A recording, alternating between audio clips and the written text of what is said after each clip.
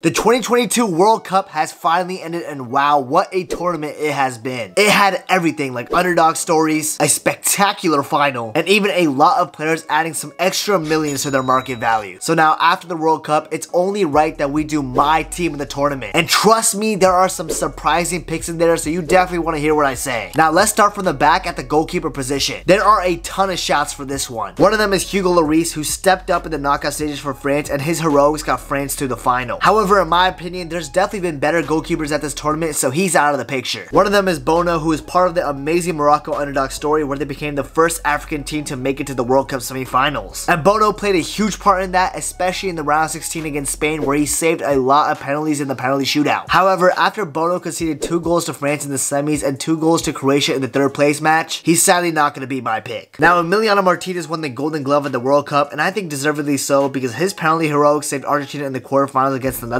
and also won them the World Cup in the final against France in the shootout as well. Not only that, in the last attack of extra time in the World Cup final, he made a super clutch save against Colomani to take Argentina to penalties. However, despite of all that, my pick for the goalkeeper position has to be Dominik Livakovic. The Croatian goalkeeper carried Croatia in the round 16 against Japan and definitely against Brazil in the quarterfinals, where they pulled off one of the biggest upsets in the tournament. Livakovic definitely added tons of millions to his market value, and I think he's definitely going to get a move to a bigger European club soon. Now let's move on to the right back position, and there's one clear answer for me. It has to be Hakimi. The right back was huge in Morocco's successful World Cup campaign, and he's the one who did the Panenka against Spain to knock them out of the World Cup. He played very well throughout the entire tournament, and this has to be one of the easiest picks in this video. Alright, now let's move on to the center backs, where my first pick for this has to be Gvardiol. He was huge in Croatia's third place run in the World Cup, and almost throughout the entire tournament he was a stud in the back. Almost nobody got by him, and he held that defense together. And yes, I know, he got burned by Messi in the semifinals, and the GOAT ran rings around him. But come on, man, it's Messi. It's practically impossible to stop Messi, so I'm gonna allow an exception for Gvardiol. Plus, besides that, he's been exceptional. And he's also 20 years old, and he's this good. Imagine when he becomes more experienced. What a center back for real. Now let's go on to my second center back, where it's gonna get a little controversial. Well, it's actually really controversial, actually. I'm first gonna give respect to Romain Saiss, though. He was the captain of Morocco and led the backline extremely well all the way until he got injured against Portugal. They didn't concede a single goal from an opposition player when he was fully fit, so he deserves that respect. However, I don't want to be basic because I've seen a ton of people's team in the tournament and he's always on there. That's why I'm going to have to mention someone different. Now, my pick is a French center back, a colossal in fact. And no, it's not Upamecano. I'm actually going for Konate. Now I know what you're saying. Nabhuto, you're just a biased Liverpool fan. How can you select a center back that was benched for Upamecano most of the tournament? Well, because I think people are gassing Upamecano way too much, and I didn't think he was that impressive in this tournament. I thought he looked really shaky against England and made a ton of stupid mistakes in that game. He did better in the final, but he was a horror show in the game against England, bruh. Konate, however, was an absolute stud whenever he started, especially in the semis against Morocco. Konate was pretty much the reason why Morocco didn't score a single goal against the French. He locked down almost every single Moroccan attacker, and Konate deserves more respect for that. Plus, he could have had a game-winning assist in the World Cup final if Colomani put that shot away, so I'm giving Konate brownie points for that. Now for the left back position, I'll keep it 100. I don't think any left back at this World Cup really stood out to me. Pretty much no player cemented their place as the best left back in this tournament. However, I can't leave this left back position blank, so I'm gonna have to select Theo Hernandez. Now, Theo Hernandez was good in this tournament. Not great, but good. He did score a great goal against Morocco, so I gotta give him props for that. However, Theo was not good in the game against England, where he gave away a stupid penalty by shoving Mount, and also Bukayo Saka just ran rings around him the entire game. But for the most part, Theo Hernandez was pretty solid, so he's my choice for that last spot in the back line. Now let's move on to the CDM position, where this one is pretty obvious too. It has to be Sofiane Amrabat. It's an absolute no-brainer. If you watch Morocco at all this tournament, you would know one of the key reasons they went that far was because of Amrabat. He became the new Conte at this World Cup, man. He was pretty much everywhere. He was locking down almost every single player that went against him. Not to mention, Amrabat completely bossed that Spanish midfield single-handedly in the round 16. I can imagine Amrabat is going to get a huge move soon from Fiorentina because he seems to be the real deal. I know Liverpool were taking a look at him, and let me tell you, I won't mind at all a Liverpool sign him in the transfer window. Now for my first out of the 2 center midfield positions, I'm going to have to go for Antoine Griezmann. Bro was exceptional in this tournament. Deschamps turned him into a midfielder at this World Cup, and he played his role extremely well. He was great attacking wise and even did well defensively too. Bro was a creator and a destroyer, bro. I didn't know Griezmann was that versatile. Now it has been a rough few months for Griezmann with Atletico and his contract situation, but he really seemed like his old self at this tournament, and it was good to see because he put on a great show for all of us. Now my second midfielder is also going to be pretty controversial and a big surprise. Luka Modric isn't actually on my list, and it's not because I didn't think he was good or anything, because that couldn't be farther from the truth. But for Croatia, I thought their best best midfielder of this tournament was actually Kovacic. He was silky smooth in every single game he played, and he never really put a foot wrong, even after recovering from an injury right before the tournament started. Nobody's really talking about Kovacic, but he was exceptional for me. However, Kovacic is just an honorable mention. He's not my pick. That's because my pick from the midfield position is Bruno Fernandes. Now, the entire story surrounding Portugal this tournament was about Ronaldo and how he was being benched and how he wasn't playing that good anymore. And all these stories overshadowed how good Bruno Fernandes was this tournament. In 5 World Cup games, he had 2 goals and 3 assists. So 5 goal contributions in 5 games at the World Cup. Those are some really good stats. Bruno was the one carrying Portugal this tournament, not Ronaldo. He got crucial assists that gave them the win over Ghana. He was the one that scored a brace against Uruguay to make sure they got out of the group. And he also got an assist in the game against Switzerland. I personally think Bruno Fernandes would have been a shout for player of the tournament if Portugal went further than the quarterfinals, because he was just fabulous. Now I know what you guys are saying, bro, having Griezmann and Bruno Fernandes in your starting lineup does not work because they're both attacking midfielders and there's no defensive stability. But I don't care, man. Amrabat's got it covered, bro. Anyways, let's move on to the right wing position, and come on, we all know the answer to this. It has to be Lionel Messi. Messi in this tournament has 7 goals and 3 assists and was also named player of the tournament, making him the only player in history to win the Golden Ball twice in history. He also ended up winning the World Cup and scored 2 goals in the final to make sure Argentina lifts the trophy at the end of the game. Plus, this World Cup certifies Messi as the GOAT, and it's now undisputable in my opinion. And I know what the haters are saying. Bro, Pele won 3 World Cups. He's actually the GOAT. Well, back in the day, Pele played against janitors and plumbers. Alright, so it's not the same. Messi's the GOAT, end of discussion. Now, honorable mention to Saka. He was great this tournament, but Messi was simply better. No debate. Now, let's go over to the left wing position first before we get to the striker, because the left wing position is also pretty obvious. It has to be Mbappe. This guy Mbappe scored 8 goals in a singular World Cup to help him win the Golden Boot. Not only that, this guy Mbappe scored a hat-trick in the final, only the second player in history to ever do that. Also, that second goal he scored in the final was just so nasty, bro. It was like that direct kick that Asagi did in Blue Lock. Mbappe must have for sure been watching Blue Lock right before the final, bro. I'm convinced, bro. He was motivated by Asagi. Anyways, I don't need to explain myself further. Mbappe is my left winger. Now, the striker position is a little more complicated to decide. It's pretty much between Giroud and Julian Alvarez. Now, Giroud has had a great tournament, scoring 4 goals even at his old age of 36. He didn't have a good final though and was subbed out after 40 minutes. But overall, his tournament was pretty good. However, my pick for my striker has to be Julian Alvarez. He also scored 4 goals, but I believe he did more on the pitch than Giroud did for France. Now, not only is Alvarez a good finisher, but he works really hard all across the pitch to help his teammates. He also does pretty decent at combining play as well. Alvarez kind of reminds me of Sergio Aguero, only a little less technical. However, at Julian Alvarez's young age of 22 years old, he has a whole great career ahead of him. And this great World Cup performance is only the start. Plus, that goal against Croatia is something I'm never gonna forget. What a run that was from him. Anyways, that's my team of the tournament for the 2022 World Cup. What do you guys think about it? Let me know in the comments. Real quick though, remember to subscribe to my YouTube channel and also click the notification bell so you'll be notified whenever I drop a banger video. So yeah, thanks for watching and I'll see you guys in the next video. Peace!